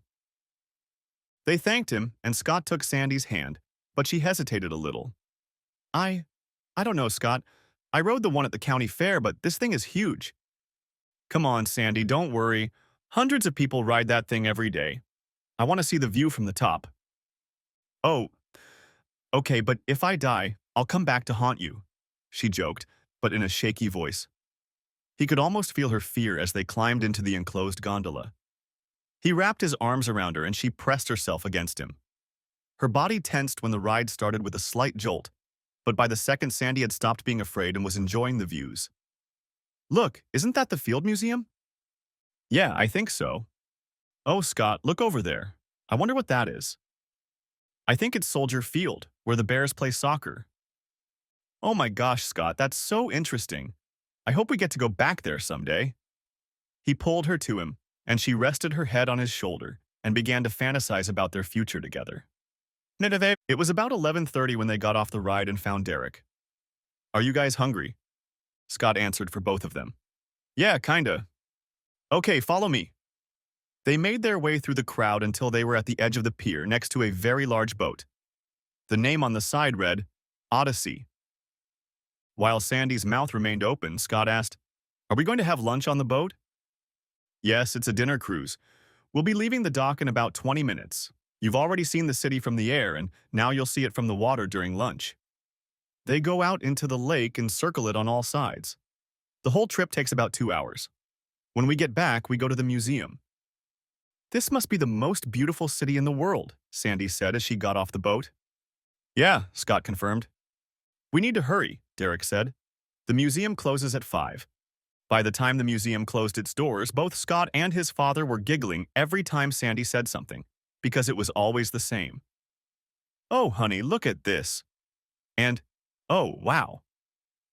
It had been a busy day and everyone was tired, but Sandy wanted to do something else. "Mr. Haynes, I know you're tired, but could we go over to that fountain we walked by? I'd like to take a couple pictures of Scott and me in front of it." "No problem, if you don't mind me taking one for myself." On the way out, they met a hot dog vendor who was just closing his cart. "3 of each," Derek told him. "Get plenty of napkins, guys. You're going to need them." An appetizing smell spread from the foot-long sausages, as the young salesman laid out the condiments. Everything but the catsup, of course, and finally, the sauerkraut. "Here you go, sir," he said, taking the money from Derek. "3 original Chicago-style hot dogs with all the condiments." Oh my God, that's delicious," Sandy exclaimed. They were just finishing them when they pulled up to Buckingham Fountain. Both children froze in awe as they watched the intricate dance of the water. "Believe it or not," Derek told them, "but when this fountain was first built in the 1920s, all the management was in Atlanta, Georgia." "Are you kidding?" his son asked. "No, it's the plain truth. The fountain was renovated a few years ago and the controls were moved here, but for decades the lights and water were controlled from there." Derek took a few pictures on Sandy's phone and then a few more on his own. On the way home, Derek was a little worried. "Scott, you're not too tired to drive home, are you?" "Are you kidding? I'm so pumped up I probably won't even be able to sleep tonight." "Yes, Mr. Haynes," Sandy added. "Thank you so much for today. It was one of the most exciting days of my life. Wait until I tell my friends. They will be so jealous." "I'm glad you both enjoyed yourselves," he replied. "Scott, do me a favor and send me an email to let me know you made it home." Scott promised he would do so. Later that evening, after receiving the letter from Scott, Derek sat in his favorite Johnny Walker Blue Label, two-finger chair and smiled. As much as he hated his ex-wife, she had done a great job raising his son. The next day, the smile couldn't be driven off his face with a crowbar. Amy knew there was only one thing that could cause such a wide smile. "Did you see your son again over the weekend?" "I spent all day yesterday with him and his girlfriend. They really are two great kids and seem to get along great with each other." "Do you foresee yourself becoming a grandfather?" "That would be great," he replied. "Hey, Amy, do you think it's too early to buy your grandson a car for his first birthday?" He joked. "A little," she replied with a chuckle, and went back to work. Over the next few weeks, Scott and his father corresponded via email. It was mostly small talk, mostly on Scott's part, keeping his father up to date on the daily happenings until Scott saw an opportunity. "Hey, can I come over on Sunday?" "Sure, will Sandy be with you?" "No, she picked up some kind of bug. Her parents took her to the doctor yesterday. He said it's contagious, so she's asking me to stay away until it goes away." "Oh, I'm so sorry, I hope it's nothing serious." "No, he gave her some medicine and said she'll be fine in a few days. She sees a lot of people at work all the time. That's probably where she caught the disease." "You're welcome, Scott, you know that." This time, Scott didn't tell anyone he was going. Not his mom, not Sandy, not anyone. He had questions, and he wanted to have a serious talk with his father. Derek guessed from the tone of the letters that there was an ulterior motive for this visit, especially since Sandy wouldn't be with him. He prayed it wasn't bad news. When Scott pulled up to the house late Sunday morning, Derek didn't know what to expect. He poured them both lemonade, then went out to the terrace and took a seat. He waited for his son to speak first. "You know, I don't even know what to call you. All this time I've avoided calling you anything else. What do you want to call me?" "Well, you're my dad. Do you mind if I call you that?" "Mind? Hell no, I don't mind. I'd be honored if you called me Daddy." "Okay, well, can I ask a personal question?" "Sure." "It's pretty obvious you're not married, but have you been, since Mom?" "No, I never married." "Is it because of Mom? Because of what she did?" He really didn't like talking about his ex-wife, but he wasn't about to dismiss his son's questions. "In part," he said, "you read that newspaper article, but it doesn't fully reveal everything I was feeling at the time. I was in complete turmoil. I had been seeing this therapist for a little over 5 years. If it wasn't for him, I don't know if I would have survived. Anyway, when I finally pulled my head out of my ass, a job as a sales rep came up for me. It was an incredible opportunity, but it required a lot of time and work at first. By the time I felt ready for a new relationship, I had discovered something about myself. I was enjoying my single life. I was free and could do what I wanted and when I wanted. I went on dates. I still do. But every time I started to get serious about someone, I thought, why? I'm enjoying my life the way it is. Why change anything? Who knows? Maybe I'll meet someone and decide it's worth changing for her sake, but so far it hasn't happened." For a few moments, Scott sat there without saying a word. He seemed to be deep in thought. Sandy and I have been dating for about 3 years now. I always thought we'd get married, but now I'm starting to doubt it. Look what Mom did to you. Look what she did to me. She lied to me my whole life and I never knew it. How do you realize someone is really who you think they are? Her son's anguish suddenly became very clear. Scott, I can't answer that question. Some people can put on a facade and deceive you. Others change over time, but there are millions of people who are very happily married all their lives. Amy, my secretary, and her husband will be celebrating their 25th wedding anniversary this year, and you have never seen two people more in love with each other. There are two types of people in this world, Scott. Those who are afraid to take risks, and those who are afraid but don't let it stop them. I think that when life comes to an end, those who let fear hold them back should look in the rearview mirror and wonder what their life would be like if they had only taken more risks. Don't be one of those people, Scott. Do you love her? Yes, with all my heart. It's just that lately, I don't know, I keep thinking about what Mom did to you. Scott, there are no guarantees in this world. If you stand around and wait, life will pass you by. I enjoy my life, but it certainly isn't for everyone. If and when I feel like stepping forward again, I won't hesitate. Really? Yes, really. If you love her and she loves you, and she does, I can see it in her eyes every time she looks at you. Don't let fear of the unknown keep you from a happy life. Scott sat in silence again, mulling over his father's words. I guess you're right, he said at last. I don't think I'm like you. I think I'd be lonely. Sometimes I lie in bed before I go to sleep and dream of us getting married and having children. Then, I sometimes get scared at the thought of what kind of father I would be. Scott, I know it's hard for you to think about your mother deceiving you all these years, but one thing I've noticed is that she did a great job raising you. You're kind, polite, responsible, hardworking, and you have a good head on your shoulders. I'm sure you'll make a great father. Yes, do you think so? I think so. On the drive home, Scott thought over everything his father had said and felt better than he had in weeks. Hey, honey, where have you been? I was starting to worry. I went to see Dad. I needed to talk to him about something. His words were like a dagger stabbed into her heart. I'm going to go to my room and call Sandy to see how she's feeling, he told her before disappearing out the door. His mother sat at the kitchen table feeling a myriad of emotions. Regret, anger, sadness, fear, all running through her mind. It was obvious that her precious son, the only person in her life she truly loved, was drifting away from her and reaching for her ex. If only there was something she could do, but she couldn't think of anything. Over the next few weeks, the relationship between Scott and his mother seemed to stabilize. It didn't get better, but it didn't get worse either. However, the relationship between him and his father improved exponentially, and it made Anne jealous. She felt left out every time Scott and Sandy came to her ex's house. She would have given anything to be invited to one of their parties. She didn't think Scott would invite her father, but maybe Sandy would. A few days later, Sandy was watching a rented movie in front of the TV with Scott. Anne tried to get her attention without alerting her son. Catching Sandy's gaze at last, she nodded slightly toward the kitchen. Sandy had no idea what she was up to, but she didn't like this disguise. Nevertheless, she told Scott she would be right back and got up to see what her future mother-in-law wanted. As soon as Sandy entered the kitchen, Anne waved her into the far corner and lowered her voice almost to a whisper. When are you two going to Derek's again? Sandy lowered her voice as well. I think we're going this Sunday. Scott hasn't said anything yet. Why?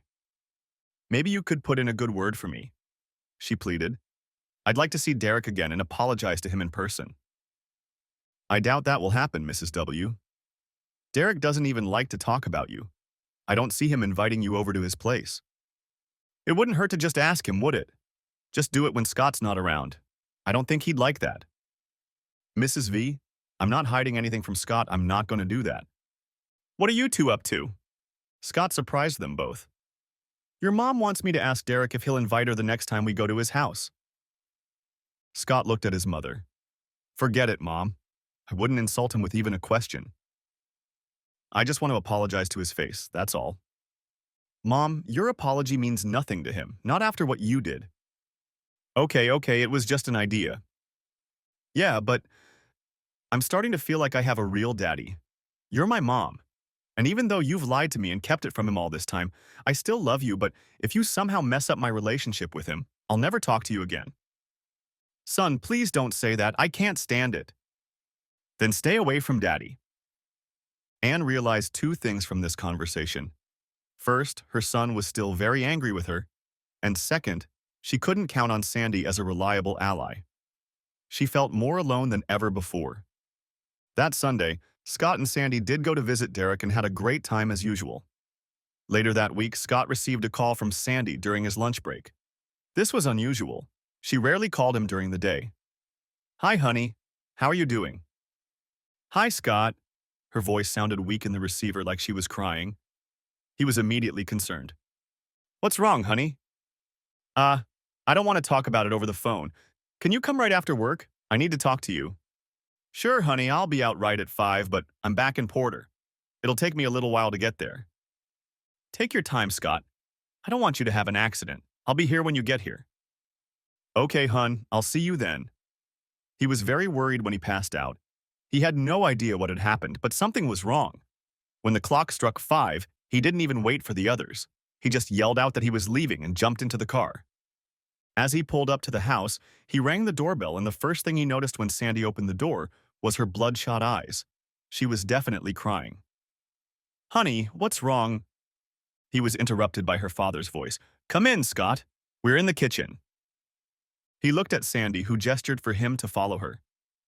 When they entered the kitchen, Scott was surprised to see that his mom was there, as well as both of his lover's parents. Okay, what's going on? Sit down, Scott, her father told him. I don't want to sit down, he replied. Somebody explain to me what's going on.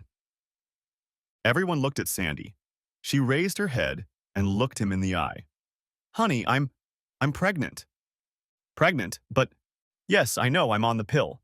Honey, do you remember how sick I was a few weeks ago? Yes, of course. The doctor didn't say anything, and I didn't read that information sheet they give you along with your medication, but apparently those antibiotics he prescribed me can make birth control pills less effective. He was still absorbing her words when her father spoke again. Your mom and I have talked it over. Scott, we think it's best to terminate the pregnancy. You're both too young to be parents, and I've read that it's harder for a mother to give her baby up for adoption than to just abort. Scott involuntarily took Sandy's hands in his and looked into her eyes. Is that what you want? I think it would be for the best, honey, she said, and tears flooded her eyes even more. No, it's illegal in Indiana. Where are you going to go? Her father intervened again. She'll go to her cousin's house in Michigan and do it there. I don't know. I need to think about it, Scott replied. I have to think it over. As he turned and walked toward the door, he heard Sandy's father call out to him. You don't have to think about anything, Scott. She'll do it all on her own. Sandy watched out the window as Scott angrily opened the car door and got in. She expected him to jump out of the car in a rage, but he stayed put. Sitting in the car, Scott called his father and asked if he could see him. Sure, son. When did you want to come out? Right now, Dad, right now. I need to talk to you about something important. Derek could tell he was obviously angry, but where was it directed? It bothered him that Anne had lied to him again. Scott, it's 6 o'clock. You're going to hit the very end of rush hour. Are you sure you don't want to wait until the weekend? No, Dad, I need to talk to you now. I need some advice. Okay, drive carefully. You seem to be in a bad mood. Don't try to take it out on the other drivers. I won't. I'll see you in a little while. Scott took his father's advice and pulled up to his house a little after 8. Derek met him at the door and invited him into the living room. Scott sat down on the couch, rested his butt on the edge of the cushion, and leaned forward, resting his elbows on his knees. Dad, Sandy's pregnant. A million thoughts raced through Derek's mind as he waited for his son to arrive, but none of them were there. I see, he said, taking a seat at the coffee table that separated them. Judging by your demeanor, you're not very pleased. No, just the opposite. After you said I was a great father, I'm thrilled. What about Sandy? I think she wants to have the baby. She really does. I saw it in her eyes. Then what's the problem? Our parents. He remembered who he was addressing and clarified his statement. Mom and Mr. and Mrs. Fox, Sandy's folks? They're going to force her to have an abortion. She's 18, isn't she? Yes, we're both the same age. Then she's of legal age. They can't force her to do anything. You don't understand. She still lives at home just like me. There's no way we can get our own apartment and raise a child. Derek had a better idea of his son's situation. Scott, that roofing job you got is what you really want to do? Hell no. But there's not a lot of work around here. I guess I could get a job in the steel mills. That's probably what I'd have to do, but God, I hate to even think about working there. Have you never thought of going into sales? You mean selling cars and stuff? And stuff like that, Derek replied with a smile. I don't think I'd be good at that. Why not? I just don't know what to say. In high school, we used to do role-playing in public speaking class. I had to sell a red pen to another classmate. When she asked if I could buy a blue one, I said I didn't know. The teacher told me that I should have asked for the sale by saying, "Would you buy it if you could?" I didn't know what to answer. Derek cringed at the ridiculous sales technique. Your teacher didn't know either. If you want to learn sales, I'd be happy to teach you the right way. It's not easy, Scott. You'll have to work hard and learn a lot, but if you're good at it, it can be a very lucrative endeavor. Sales has 3 main steps. First, learning. You have to know every product in your line inside and out. Know all the pros and all the cons. Then do the same with your competitors. Know their products as well as you know yours. The second step is a question and answer session. You never sit down with a potential customer and start selling. You start with questions. You sit down across from him because he has a need. Find out what that need is. When you've done that, you're ready for step 3. Explain how your product will fulfill his need. By no means lie to him, just point out how your product will solve his problems. If you succeed, you've made the sale. Scott considered the possibilities for a moment. Do you really think I can do that? I know you can.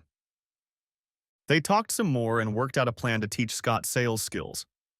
The first session dragged into the night and he stayed overnight.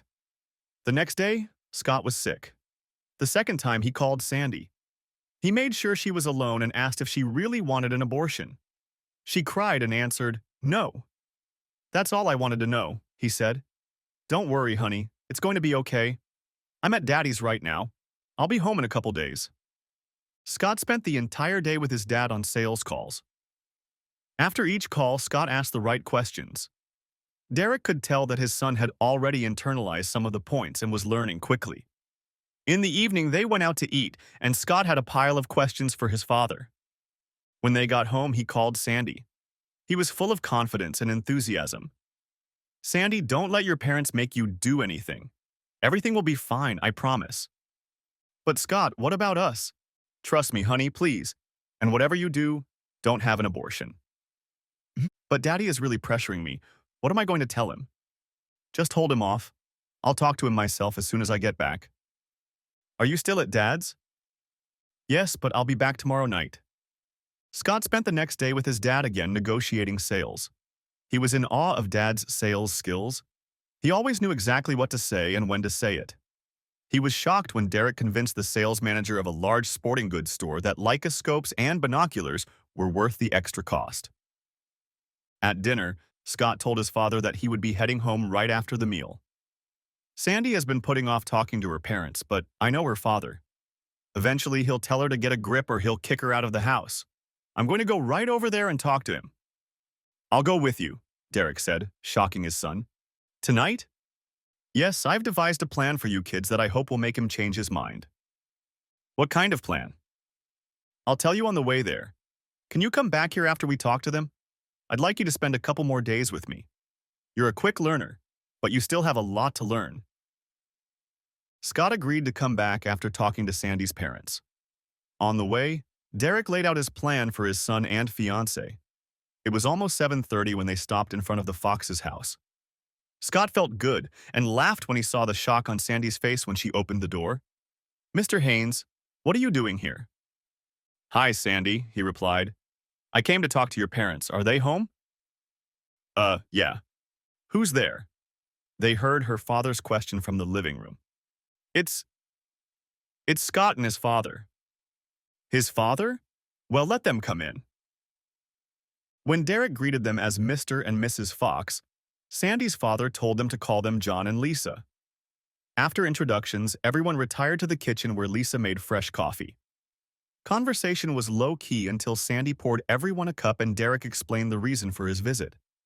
Scott immediately recognized his father's sales technique as he began the conversation. John, Lisa, I don't mean to be rude, but I know the situation and I've been told that you want Sandy to have an abortion. Is that true? It was clear that John was the head of the house. Lisa remained silent as her husband continued the conversation. It's true, Derek. There's no way those two can support themselves and the baby. Zem, is that the only thing you're worried about, the financial situation? That's the main thing. And I also think they're too young to get married. I can tell that you both love your daughter very much and only have her best interests at heart. I also think that if you had a grandson, you would love him to bits. Am I right? Yes, of course, but Derek, please, John, let me finish. I don't know how much you've heard about my situation, but it's been almost 18 years since I've had a son. The sense of loss I felt at first was unbearable. I considered ending my life more than once.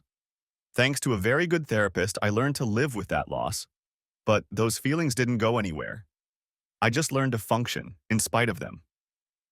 I know you believe this is what's best for Sandy, but she wants this baby, John. Can you imagine the loss she'll feel if you force her to have an abortion? What about your own feelings? I can tell you from experience, you'll always be thinking about the grandchild you never had. But Derek, Scott makes about $20,000 a year, Sandy even less. Linda and I together make about $70,000. I'm not saying we're broke, but we don't have much left over after the bills are paid. And what happens after the baby is born? Sandy won't be able to work for a while, and that will drive them further into debt.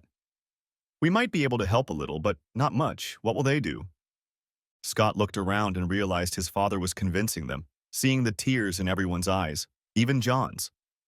After discussing it in the car on the way out, he realized that the deal his father had made had come to an end. John, his father continued, I don't want them to fight either.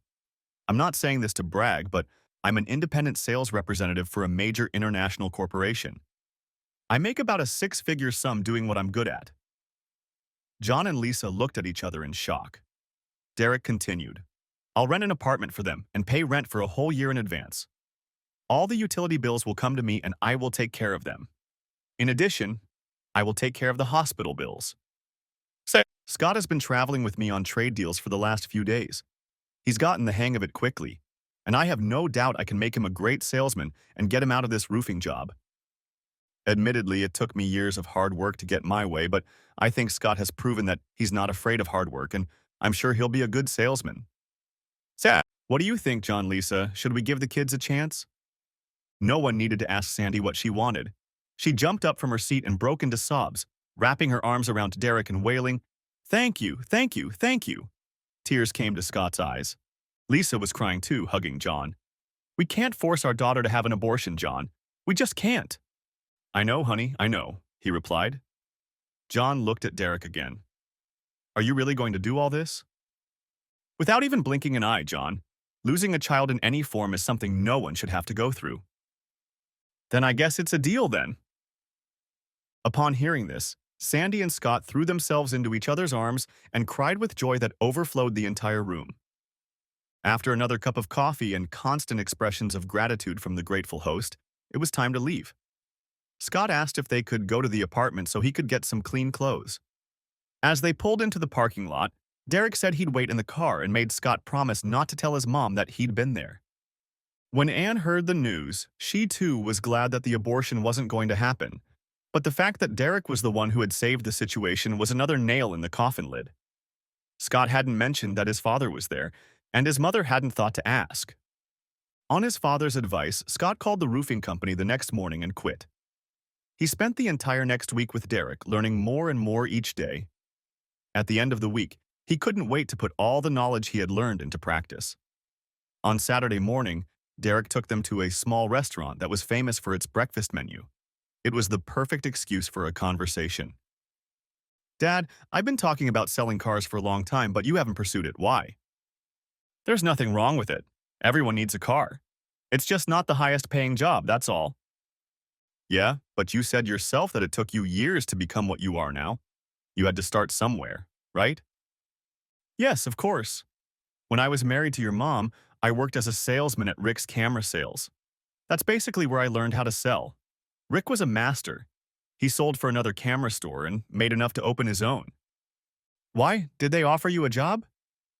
Not exactly, but there's a Chrysler dealership in town that runs an ad in the paper almost every week looking for salesmen. I bet I'll go there on Monday and get a job. Do you know why they have such a high turnover rate among salespeople? No, but I'd still like to give it a try. Then by all means give it a try. Just remember everything I taught you. Sales are sales, no matter what you're selling. With his father's blessing, Scott headed home on Sunday. He told his mom what he was going to do and then picked up Sandy. When he informed her that he had already quit his job and told her his plans for the near future, she was thrilled. She was confident in her man. Scott wasn't wrong in his assessment of the dealership. He put on his only suit and waited at the door when they opened Monday morning. An hour later, he was seated at a table in the corner of the showroom and told that each salesman took turns receiving visitors. He, of course, was at the bottom. At first, he watched and listened to the other salesmen and wondered if they were making any sales at all.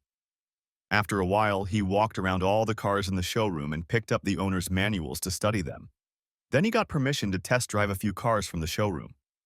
He played with all the knobs and buttons and studied the features of each model. On Wednesday, he called his dad. Dad, I just sold my first car. Already? Yes, I did everything just like you taught me. The first thing I did was ask him what he liked and didn't like about the car he drove. We walked over to my desk and talked for almost an hour. I kept asking questions. What was more important to him, status or a simple means of transportation? I asked every question I could think of. I can tell you why this place is always looking for salesmen. No one here knows how to sell. When they sit down at the table with a customer, they immediately become hostile and start arguing about price. By the time I finished asking questions, Mr. Connors realized that I had come to help him find the right car. There was nothing hostile about it. I took the keys to 3 cars and we test drove each one. He chose the second car and didn't even haggle when I quoted him a fair price right away. I made over $400 on the sale. That's as much as I made in a week doing roofing work. Derek was very proud of his son and told him so. Keep it up, and you'll quickly become their top salesman. We'll have to celebrate next time you and Sandy come over. By the end of the week, Scott had sold 2 more cars. His first paycheck was just over $1,000. He was so proud he had to show it to everyone before he put it in his account. The next week, he sold 5 cars with 2 in one day and made over $1,500. That weekend, he and Sandy visited his father and went to a 5-star restaurant to celebrate Scott's success. They also made plans. When Derek asked if they had already set a date, Sandy replied that her father couldn't afford a real wedding, so they would just go to a justice of the peace. "Oh no, that's not true," Derek said. "You'll have a real wedding and you'll invite all your friends. I'll pay for it." "Mr. Haynes, we can't let you do that. You've already done so much." "That's silly, Sandy. What's the point of having money if you can't help the ones you love? I think you'll want to do this as soon as possible. So start organizing everything. Just send me the bills and don't skimp on anything. You'll need flowers, a photographer, hopefully with a Leica camera," he joked, "and a good reception. I'm serious. Organize everything and don't worry about expenses. Besides, you'll need somewhere to live after the honeymoon, so scout around and let me know when you pick an apartment. You will need at least 2 bedrooms, and I don't want you to skimp on that. Make sure the apartment is in a good neighborhood and is nice to live in. Send me the information, and I'll take care of the rest." The next 2 months were busier than a gopher in the middle of a wild crowd. There was no problem with the church. Sandy's parents were regulars and the pastor didn't mind the schedule, but soon a reception hall was needed.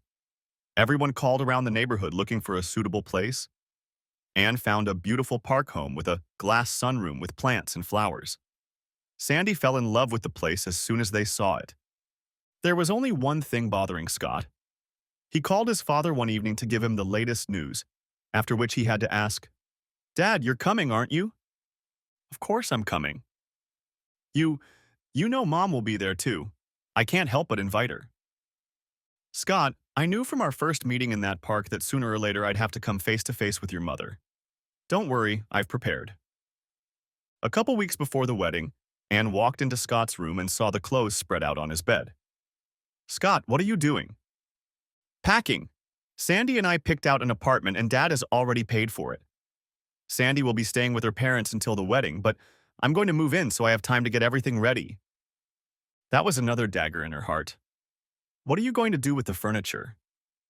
We've already picked out the bedroom set. It's being delivered this afternoon.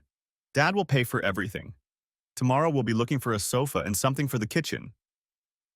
She could hardly contain herself. So that's it? You're leaving me? Mom, you knew this was coming. Don't worry, we'll be right by your side. The apartment is only 15 minutes from here. You should see it. They have an indoor pool, tennis courts, and a small park with grills. It's really nice. Anne forced herself to smile and said she was happy for him, but she really couldn't bear the thought of not having her son by her side. Despite all the problems she had endured over the years, they were inseparable. For the next few weeks, Anne didn't see Scott or hear from him. Between work and getting the apartment ready to move, he just didn't have time for anything else. By the time the big day came, Scott was selling 6 or 7 cars a week, sometimes more. To keep him busy, the dealership provided him with a brand new demo car. Scott waited outside the church and watched with great relief as his father pulled up in front of the house. Thank God, Dad, I wasn't sure you were coming. Derek looked at his watch. Scott, I'm 20 minutes early. I know, but with Mom being here and all, I was afraid you'd change your mind.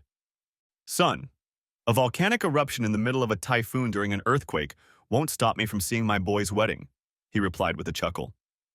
Scott hugged his father for the first time since they had met. Thanks again, Dad. You have no idea what this means to us. Now when we go inside, the front pews are reserved for the family. Sandy's mom and dad are on the left and you and Mom are on the right. She's already there. I have to go around the side of her and enter through the rectory. Okay, he said with a nod of his head. I'll wait here for a bit before I go in.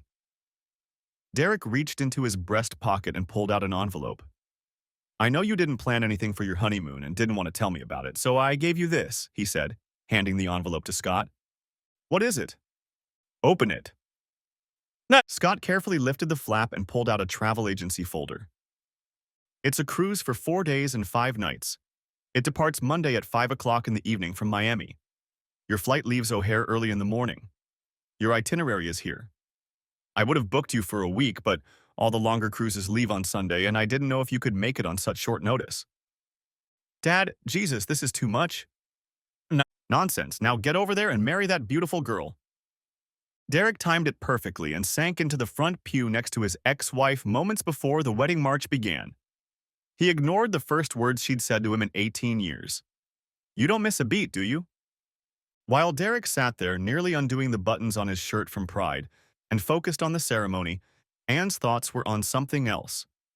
She was feeling sorry for herself. She'd sacrificed herself, worked hard, done everything she could to raise her son the best she could. And 18 years later, her ex-husband shows up and steals him from her. It wasn't fair. After the ceremony, Scott and Sandy insisted that his father be among the gift recipients as everyone left the church. Derek had to restrain himself from laughing as he introduced himself and watched the reactions of everyone present. Everyone at the reception, except perhaps Scott's mother, was having a good time. The food was excellent, the DJ was great, and it was all captured for posterity by a photographer shooting with a Leica, a must that Scott had insisted on. After dinner, the speeches began. Scott's best man was a longtime friend who was hilarious and ended his brilliant speech with a toast to the bride and groom. Scott was the last to speak. He thanked his beautiful wife for her love, thanked his mother for all she had done, and then turned to his father.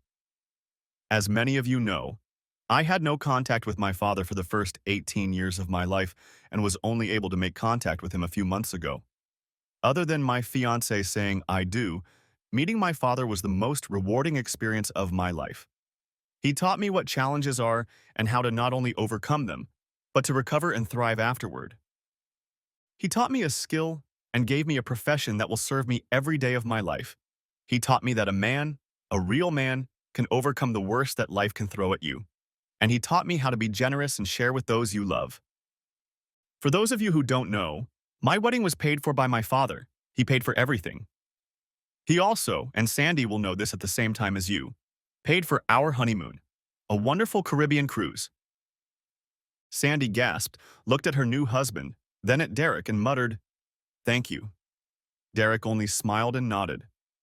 "So," Scott continued, "please join me in a drink to my father, the man who taught me so much and made it all possible." Everyone raised their glasses and took a sip each of the champagne provided by Derek Haynes. As the celebration went on, Derek socialized with the guests. Anne socialized with the guests as well, but kept her eyes on her ex. It was too much for her, and Scott's tribute to his father was the defining moment. At the first opportunity to leave Derek alone, she decided to have one last laugh. She was going to tell him the truth, the whole truth. She decided she had already lost her son, so it didn't matter anymore. She needed revenge. She got her chance when she saw him sitting alone at one of the tables watching his son and daughter-in-law dance. Derek sighed as she invited him to sit down. "How can you afford all this?" she asked. "I make a lot of money," he replied simply. She hesitated for only a second before getting to the point. "It was all for nothing, you know. Scott isn't even your son," she said angrily. Derek just looked at her. "I apologize." "He's not your son, Derek. Jack and I had an affair for a few months before I got pregnant, but we always use condoms. Remember when you went to that big camera seminar for a week? Jack was on a business trip at the time, and Linda and I went out for drinks one night. Do you remember Linda?" "Yeah, I remember her," he admitted.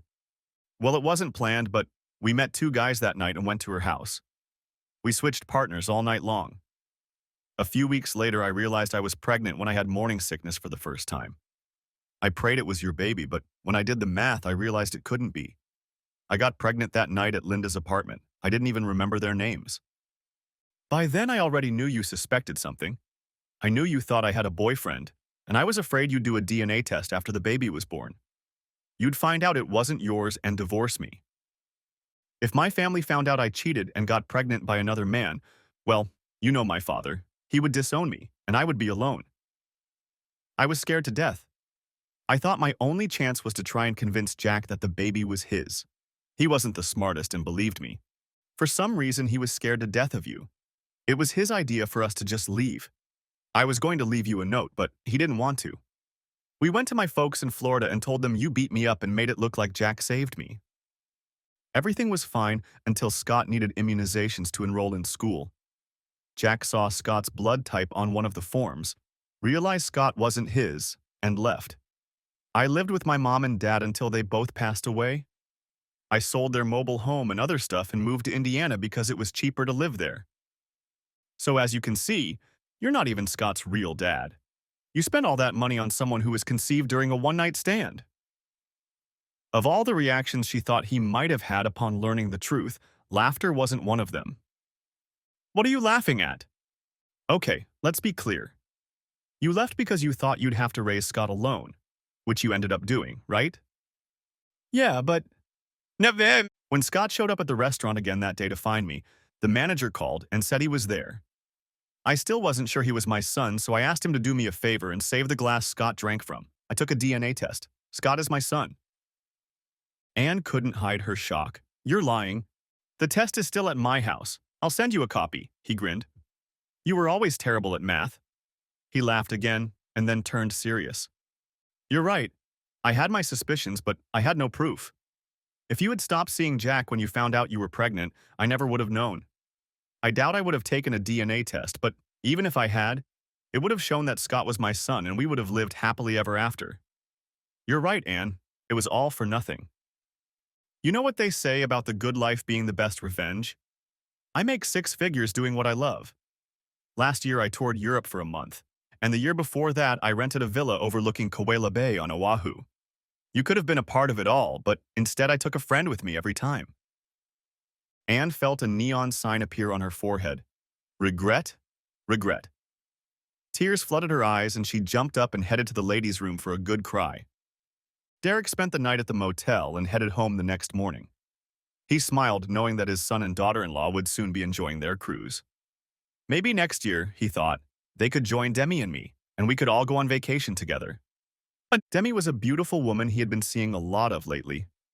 He was going to invite her to the wedding, but unfortunately she was working on Saturdays and couldn't make it. She was smart, funny, and loved life as much as he did. For the first time since his ex left him, he found himself having real feelings for someone. Who knows, he thought, maybe my son will come to my wedding next.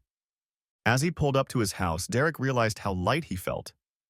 He walked into the house, poured himself a two-finger blue label, and sat down in his favorite chair. After a little thought, he found himself putting aside his hatred for his ex-wife. From the moment he had confronted them that day at Demar's and learned that she had not been kidnapped or hurt, he had hated her passionately. But after their conversation, the hatred had vanished. How can you hate a person, he told himself, who has done far more harm to herself than you can think of for revenge? She will live the rest of her days watching from the sidelines as our son and his family live life to the fullest, with me knowing that she could have been a part of it if only she had been faithful. He couldn't help but smirk at the thought. The end. Thanks for watching. Hope you enjoyed. Subscribe to my channel and stay tuned for the next videos.